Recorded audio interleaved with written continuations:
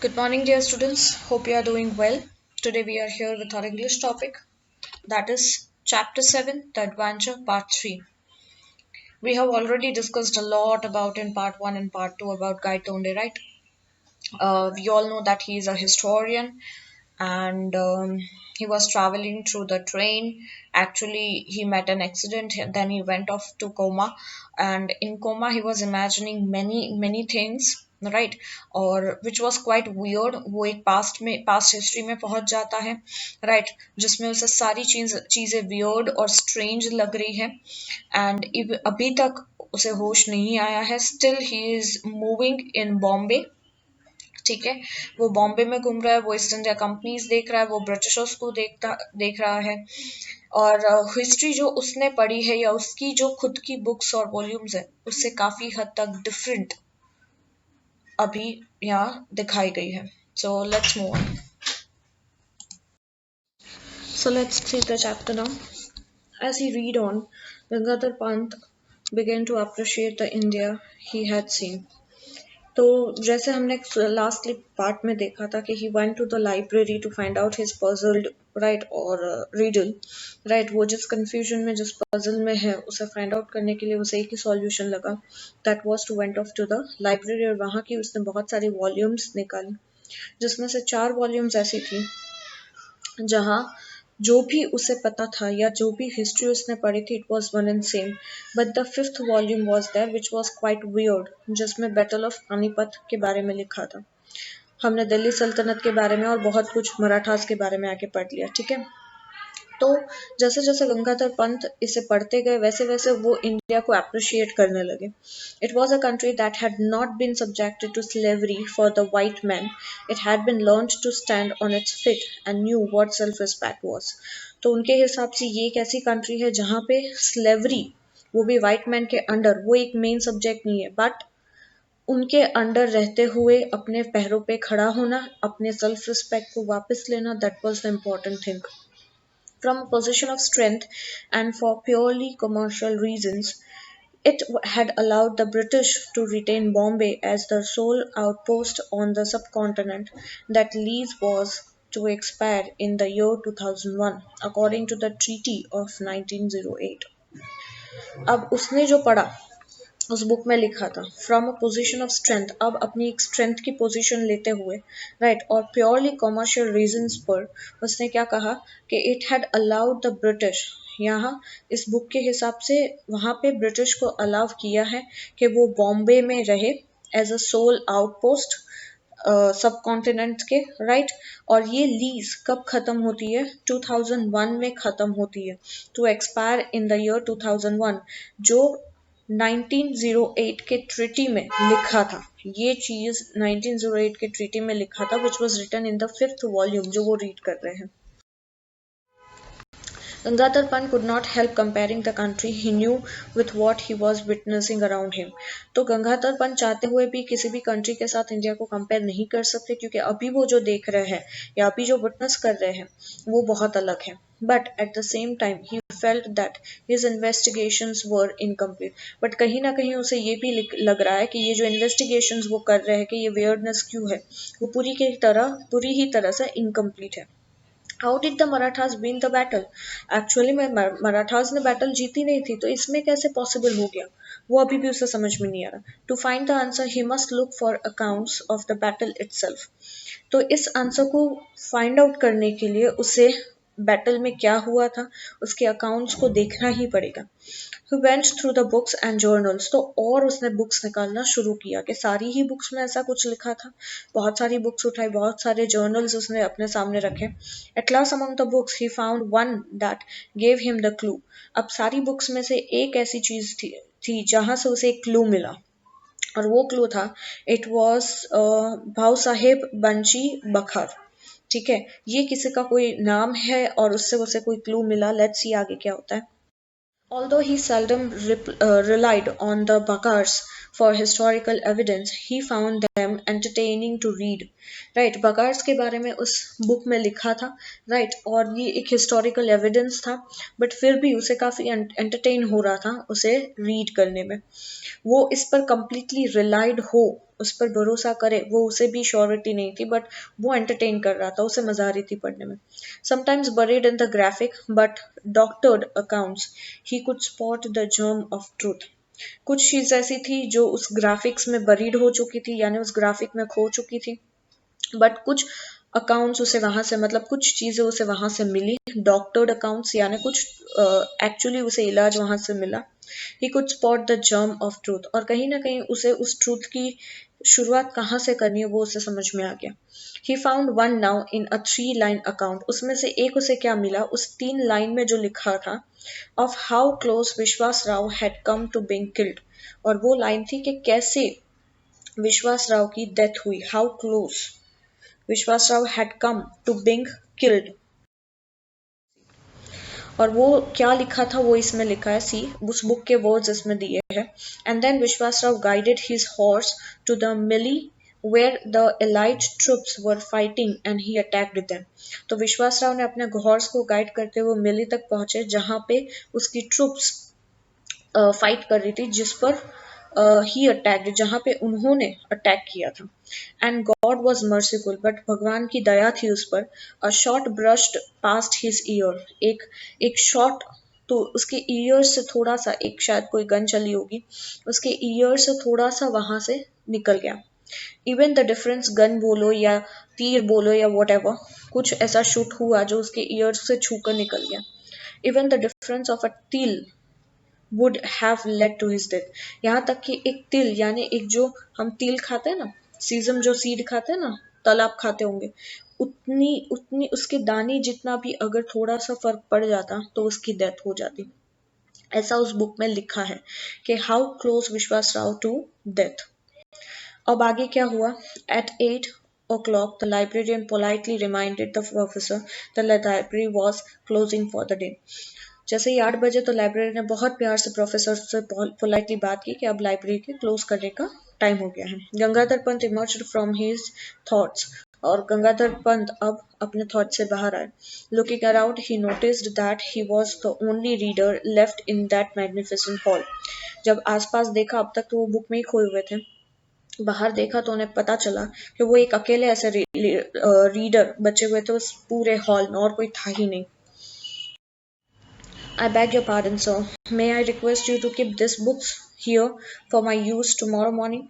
So उसने गंगाधर पंत ने उस सर को बोला, मतलब जो भी who was that librarian was that, उसे पोलाइटली कहा कि आई एम सॉरी कि मुझे ध्यान ही नहीं रहा कि क्लोज करने का टाइम हो गया, बट मैं आपसे एक रिक्वेस्ट करना चाहता हूँ कि ये बुक्स यहीं के यहीं रख सकता हूँ मैं, सो दैट कि मैं कल आके इसी बुक्स को वापस पढ़ सकूँ. By the way when do you open, और पूछा कि आप कब लाइब्रेरी खोलते हो. At 8 o'clock sir, the librarian smiled. उसने भी जवाब दिया कि सर 8 बजे हम लाइब्रेरी खोलते हैं. Here was a user and researcher right after his heart.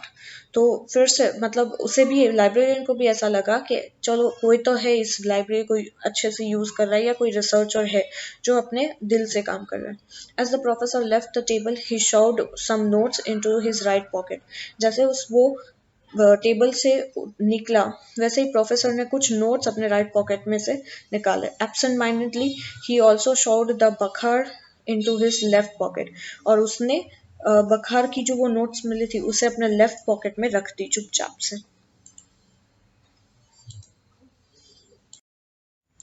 He found a guest house to stay in and had a frugal meal. He then set out for a stroll towards the Azad Maidan. In the Maidan, he found a throng moving towards a pandal. So a lecture was to take place. Force of habit took Professor Gaitonde towards the pandal. The lecture was in progress. All the people kept coming and going. अब further क्या होता है कि वहां से उसने अपने pages में कुछ अपने पॉकेट्स में कुछ पेजेस रख दिए वहां के लाइब्रेरी के, और फिर वहां से वो निकल गया. निकलते ही वो एक होटल में जाता है, एक गेस्ट हाउस में जाता है जहां वो अपना स्टे लेता है, और फिर वहां पे एक फ्रूगल मील भी खाता है. फ्रूगल मील यानी इकोनॉमिकल और रिगार्ड्स और मनी और फूड, राइट, एक टाइप ऑफ अजीब सा सिंपल प्लेन मील, ओके, खाना खाता है एक सिंपल सा. फिर वहां से वो क्या देखता है, वो आजाद मैदान की तरफ स्ट्रॉल करता है यानी देखता है, और मैदान में क्या देखता है कि he found a throng moving towards a pandal. बहुत सारी भीड़ लगी हुई थी जो पंडाल की तरफ जा रही थी और आ रही थी पंडाल से, राइट। सो उसे समझ में नहीं आया कि ये भीड़, थ्रॉन्ग यानी densely crowd of people, okay, कि ये पंडाल की तरफ कैसी भीड़ रही, तो उससे रहा नहीं गया। और वहां पे पंडाल में कुछ लेक्चर चल रहा था, तो वो वहां पे पहुंचा, force of habit to professor, क्योंकि उसे लगा कि वहां पे कोई लेक्चर है, तो वो उसे लगा कि उसे जाना चाहिए, और उसकी एक हैबिट भी है क्योंकि वो खुद भी लेक्चर देते हैं हिस्ट्रीज पे। तो वहां पे प्रोफेसर गायटोंडे पहुंचे, पंडाल की तरफ निकले। उन्होंने देखा कि लेक्चर अभी भी चल रहा है, पर कुछ लोग अभी भी आ रहे हैं और कुछ जा रहे हैं। But Professor Gaitonde was not looking at the audience. But Professor Gaitonde किसी भी audience के सामने नहीं देख रहे थे. He was staring at platform as if mesmerized. उन्हें उन्हें ऑडियंस से कोई पड़ी नहीं थी, उन्होंने किसी के सामने देखा ही नहीं, बट वो सिर्फ प्लेटफॉर्म की तरफ देख रहे थे, और वो काफी मेस्मराइज्ड थे। मेस्मराइज यानी काफी सरप्राइज्ड कह सकते हैं हम, या अ टाइप ऑफ शॉक्ड भी कह सकते हो, राइट। किसी चीज को देखकर आप जब सरप्राइज्ड हो जाते हो, ओके, और आपका अटेंशन वहीं के वहीं हिप्नोटाइज्ड हो गए हो, ऐसा कुछ। There was a table and a chair but the latter was unoccupied. वहां पे टेबल और चेयर तो थी, बट और कोई दिखा नहीं उसे वहां पे। letter was unoccupied, letter यानी situation near to the end, okay, or we can say something like denoting the second or the second mentioned two peoples rather, right। वहां पे जो भी बाकी के थे लोग वो भी अनऑक्यूपाइड थे, वहां पे कोई लेना देना ही नहीं था ऐसे। The presidential chair unoccupied, presidential chair जो वहां पर पड़ी थी वो खाली पड़ी थी, राइट, वहां कोई नहीं था। The sight stared him to the depths, और जो भी साइट थी उसे वो बहुत डीपली देख रहे थे। Like a piece of iron attracted to a magnet, ऐसा लग रहा था जैसे एक मैग्नेट से एक आयरन पीस कैसे अट्रैक्ट होता है, वैसे ही swiftly move towards the chair. और मतलब वहां जो प्लेटफॉर्म के जो लोग थे वो भी शायद गायतोंडे को ही देख रहे थे, और गायतोंडे भी काफी शॉक्ड था ये सब देखकर। वो भी वहां ही देख रहा था जैसे एक पीस ऑफ आयरन, जैसे हमने देखा मैग्नेट को अट्रैक्ट करता है, और वो धीरे धीरे उस चेयर की तरफ बढ़ा जो चेयर अनऑक्यूपाइड थी, ठीक है। The speaker stopped in mid sentence, too shocked to continue. जो स्पीकर उस वक्त बोल रहा था वो भी रुक गया इसको देखकर, और मतलब ऐसे रुका जैसे वो खुद भी, वो जो स्पीकर है वो खुद भी शॉक्ड है कि आगे कैसे कंटिन्यू करेगा। But the audience soon found voice, but audience की वॉइस आना शुरू हो गया। Vacate the chair, this lecture series has no chairperson. तो ऑडियंस में से ही चिल्लाने की आवाज आई कि ये चेयर खाली कर दो, इस लेक्चर सीरीज का कोई चेयरपर्सन ही नहीं है, राइट। कोई चेयरपर्सन यानी कोई ऑनरेबल गेस्ट या कोई हेड ही नहीं है इसका, तो इस लेक्चर का कोई मतलब नहीं है। अवे फ्रॉम प्लेटफॉर्म मिस्टर, और वो जो स्पीकर बोल रहा है उसे चिल्ला के बोल रहे कि यहाँ से तुम निकल जाओ। The chair is symbolic don't you know, और बोले कि ये चेयर की अपनी एक मर्यादा है, राइट, या सिंबॉलिक है, ये किसी को क्या कह सकते हैं कि ये किसी के लिए बनी है, राइट, तुम्हें इतना भी नहीं पता है। What nonsense! Who ever heard of a public lecture without a presiding dignitary? Professor Gaitonde went to Mike and gave vent to his views. Right? So लोगों की, बहुत सारे लोग उसमें थे, कोई ना कोई कुछ भी बोले जा रहा था, और किसी ने कहा कि ये कैसा नॉनसेंस है, कोई भी प्रेसिडेंट या कोई भी यहाँ पे हेड ही नहीं है, तो हेड के बिना कोई भी लेक्चर कैसे हो सकता है, ओके। तो सब कुछ ना कुछ बोले जा रहे थे, और professor Gaitonde went to a mic, वो माइक की तरफ पहुंचे, और अपने व्यूज के सामने उन्होंने देखा और कुछ बोलना शुरू किया, right. Gave vent to his views, okay. जो भी वहां पे बोले जा रहे थे अनाप शनाप, वेंट यानी एन ओपनिंग दैट अलाउस, वहां से उन्होंने बोलना शुरू किया। Ladies and gentleman, an unchaired lecture is like Shakespeare's Hamlet without the prince of Denmark. और उन्होंने क्या कहा कि लेडीज और जेंटलमैन, एक ऐसी अनचेयर्ड लेक्चर, यहाँ पे मतलब कोई हेड ही नहीं है, कोई प्रेसिडेंट ही नहीं है, चेयर का कोई डिग्निटरी पर्सन ही नहीं है। तो ऐसा कोई पर्सन ना हो तो ये लेक्चर ऐसा लगता है जैसे शेक्सपियर की हेमलेट है, पर हेमलेट में प्रिंस डेनमार्क नहीं है, मेन कैरेक्टर ही नहीं है, right. Let me tell you, फिर वो आगे बोलते हैं, but the audience was in no mood to listen, but कोई ऑडियंस उसे सुनना ही नहीं चाहती थी। Tell us nothing, we are sick of remarks from the chair, of vote, of thanks, of long introductions. तो वहां से और आवाजें आ रही है कि हमें कुछ नहीं सुनना है, हम थक चुके हैं, right.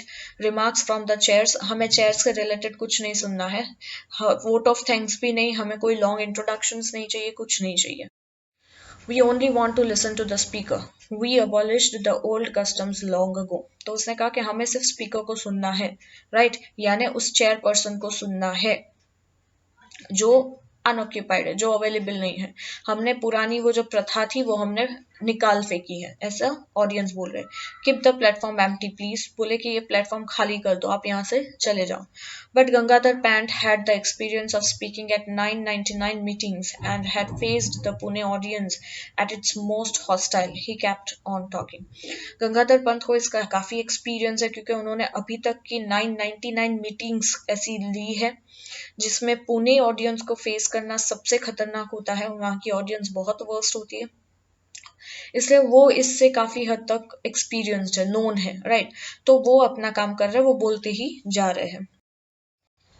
He soon became a target for a shower of tomatoes, और जब उन्होंने ऑडियंस की बात नहीं सुनी तो ऑडियंस में से टोमेटोज, एग्स और ऐसे दूसरे ऑब्जेक्ट्स फेंकना शुरू कर दिया ऑडियंस ने गंगाधर पंत पर। But he kept on trying valiantly to correct this sacrilege, but वो गंगाधर पंत अपनी जिद भी नहीं छोड़ रहे, वो पूरी पूरी कोशिश कर रहे हैं कि चाहे कुछ भी हो जाए वो यहाँ पे उन अपनी बात कह के ही जाएंगे, राइट। तो वो अपने हिसाब से बोले ही जा रहे हैं। Then what happened, he kept on trying valiantly to correct this sacrilege. वो वैलियंटली यानी बहुत बहादुरी से अपनी बात बताने की कोशिश कर रहे हैं, कैसे लोगों को, सैक्रिलेज लोगों को, राइट। मतलब सैक्रिलेज अ टाइप ऑफ ऐसे लोग जिसमें कोई मैनर्स नहीं है, मिसयू मतलब वायलेंटली वो जिस तरीके से बिहेव कर रहे हैं, ऐसे लोगों को वो बिना डरे, राइट, बहुत बहादुरी से अपनी बात बताने की कोशिश कर रहे हैं। Finally the audience swarmed to the stage to eject him bodily, और फिर ऑडियंस और भी ज्यादा वायलेंट हो गई। ऑडियंस ने क्या किया, ऑडियंस स्टेज के पास आ गई, swarmed to the stage, right, swarmed we can say कि swarm की तरह कब वो ऑडियंस स्टेज के पास आ गई और उसे बॉडीली इजेक्ट करने की कोशिश की, यानी उसे पकड़ के वहां से निकालने की कोशिश की। And in the crowd Gangadhar Pant was nowhere to be seen, और कब वो निकाल फेंके गए कि गंगाधर पंत उस क्राउड में कभी कहीं दिखे ही नहीं। That is all I have to tell, Rajendra. All I know is that I found in the Azad Maidan in the morning, but I was back in the world I am familiar with. Now, where exactly did I spend those 2 days when I was absent from here? So अब वो शायद awake हो चुके हैं, right, और awake होने के बाद कोई राजेंद्र है, उससे वो बात कर रहे हैं, अपना फ्रेंड है, उससे वो बात कर रहे हैं। माइट भी ऐसा लग रहा है कि वो अवेक हो चुके हैं, और वो क्या बता रहे हैं कि यही सारी बातें जो मैंने देखी राजेंद्र, वो मैं बता रहा हूँ कि मैं आज़ाद मैदान में पहुंच गया मॉर्निंग को, राइट, और मैं वापस ऐसा लगा क्योंकि उस लेक्चर को देखते हुए ऐसा लगा कि ये चीज़ तो उसके लिए फैमिलियर है, वहाँ उसके साथ जो भी हुआ वो सारी चीज़ें फैमिलियर हो सकती है क्योंकि उसने ऐसे बहुत सारे लेक्चर्स दिए और ऐसी इतनी बुरी ऑडियंस नहीं बट ऐसी ऑडियंस को फेस किया है। Now where exactly did I spend those 2 days, और इसी तरीके से मैंने वहां 2 दिन बिताए जहां से मैं यहाँ I was absent from here, जब मैं यहाँ एब्सेंट था यानी यहाँ जब मैं कोमा में था उस वक्त मेरे 2 दिन वहां ऐसी जगह पे निकले। वो ऐसी वो अपना ड्रीम वीकेंड से और अपना इमेजिनेशन जो भी है वो राजेंद्र को बता रहे। Rajendra was dumbfounded by the narrative, it took him a while to reply. तो राजेंद्र कंप्लीटली डम है, राइट, मतलब अभी तो वो पूरी तरीके से साइलेंट है, चुप्पी लेके बैठे, उसे समझ में नहीं आ रहा कि ये जो नरेटिव उसके सामने आया, जो भी उसने बताया गायतोंडे ने प्रेजेंटली, उसके बारे में उसे क्या बोलना चाहिए, वो सिर्फ चुप करके सुन रहा है। उसे रिप्लाई करने के लिए भी काफी टाइम लगा। वो समझने की कोशिश कर रहा है कि उसके साथ क्या हो रहा है। Professor, before just prior to your collision with the truck, what were you doing? Rajendra asked. तो राजेंद्र ने बहुत सोच समझने के बाद प्रोफेसर से पूछा कि जब तुम्हारा ये कॉलिजन हुआ ट्रक के साथ, जब तुम्हारा एक्सीडेंट हुआ, उस वक्त तुम क्या सोच रहे थे? गायतोंडे रिप्लाई कर रहा है, I was thinking of the catastrophe theory and it's implications for history. तो उसने कहा कि मैं शायद कुछ थियोरी और कुछ हिस्ट्री के बारे में सोच रहा था, right. Catastrophe, we can say something suddenly कुछ ग्रेट डैमेज या ऐसा कुछ के बारे में, मतलब कुछ खास याद नहीं, मैं किसी थ्योरी के बारे में सोच रहा था और उसे हिस्ट्री में कैसे इम्प्लीकेट किया जाएगा उस बारे में मैं कुछ सोच रहा था, मुझे ठीक से याद नहीं। Right, I thought so, Rajendra smile. Rajendra ने कहा कि मुझे भी ऐसा ही लगा कि तुम जिस वक्त तुम्हारा एक्सीडेंट हुआ उस वक्त तुम कुछ हिस्ट्री के बारे में सोच रहे होंगे। डोंट स्माइल स्मगली, क्योंकि उसने हंसते हुए कहा। तो गायतोंडे को अजीब लगा कि ये इस तरीके से क्यों हंस रहा है मुझ पे। तो बोले ऐसे मुझ पे मत हंसो। In case you think that it was just my mind playing tricks and my imagination running Amok, look at this. तो उसने कहा कि अगर तुम्हें ऐसा लगता है कि मेरा जो दिमाग है वो मेरे साथ ट्रिक खेल रहा है और मेरी इमेजिनेशन ने मुझे वहां पहुंचा दिया है, तो बोले ये देखो, लुक एट दिस। वो कुछ दिखा रहा है, मतलब उसके पास प्रूफ है कि it was just not a imagination. Let's see कि क्या बता रहा है वो। And triumphantly, Professor Gaitonde produced his vital piece of evidence, a page torn out of a book. और उसे ऐसा लगा कि मैं खुद को प्रूफ कर दूंगा, ट्रम्फेंटली यानी जीत के साथ। गायतोंडे ने कुछ पीस ऑफ पेपर्स उसने दिखाए जो किसी बुक के फटे हुए पेजेस थे, राइट। वो उसने एविडेंस की तरह उसने बताया कि ये कोई इमेजिनेशन नहीं थी, ये कोई रियलिटी हुई थी मेरे साथ, ये कुछ जो कुछ भी था। Rajendra read the text on the printed page and his face underwent a change. Rajendra ने वो पेज देखा, उस पर प्रिंट हुए जो भी चीज थी उसने पढ़ा और उसके फेस के एक्सप्रेशन चेंज हुए। कैसे? Gone was the smile and in its place came a grave expression. उसकी स्माइल कंप्लीटली चली गई, अब उसके एक्सप्रेशन काफी ग्रेव हो चुके हैं।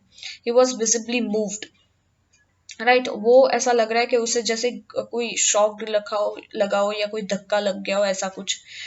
Gangadharpan praised home his advantage. I had inadvertently slipped the bakhar in my pocket as I left the library. तो उसने वो जो फटे हुए पेज कौन से दिखाए थे, वो पेज जो उस इमेजिनेशन में वो लाइब्रेरी गया था, लाइब्रेरी में उसने जो लाइब्रेरी बंद होते वक्त जो पेज राइट और लेफ्ट पॉकेट्स में बखार के रखे थे, वो पेजेस उसने दिखाए थे कि ये मैंने एडवांटेज कहूँ या कुछ भी कहूँ, मैंने अपने पॉकेट में कैसे भी रख दिए थे। तो वही उसने एविडेंस के तौर पर राजेंद्र को दिखा। सो अब आगे देखना ये है कि राजेंद्र उसकी बात पर बिलीव करता है या फिर सच में ये कोई इमेजिनेशन नहीं थी जो अब तक हमें लग रहा था कि एक्सीडेंट हुआ है, कोमा में चला गया, इसकी वजह से वो इमेजिन कर रहा है, ड्रीम देख रहा है, या सच में उसके साथ एक्चुअली ऐसा कुछ बना हो। Will see in the next part कि ये जो मिस्ट्री है ये सॉर्ट आउट कैसे होती है। ओके, अब till bye bye, take care all of you.